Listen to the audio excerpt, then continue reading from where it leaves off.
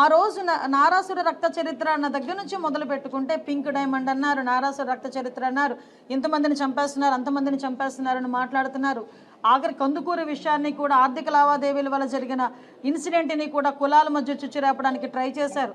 అంటే పరిస్థితి ఎలా ఉందంటే వైఎస్ఆర్సీపీ వాళ్ళ పరిస్థితి, జగన్మోహన్ రెడ్డి పరిస్థితి, సాక్షి పరిస్థితి, ఎక్కడైనా ఏదైనా ఇన్సిడెంట్ జరుగుతుందా లేదా అని ఏదో గోతికాడ నక్క కూర్చున్నట్టుగా కూర్చుంటున్నారు. ఇలా ఏదైనా జరిగింది అన్న వెంటనే దానికి ఏదో అంటారు కదా, అన్ని యాడ్ ఆన్ చేసి వాళ్ళ ప్రెస్లో ముందు వదులుకుంటున్నారు.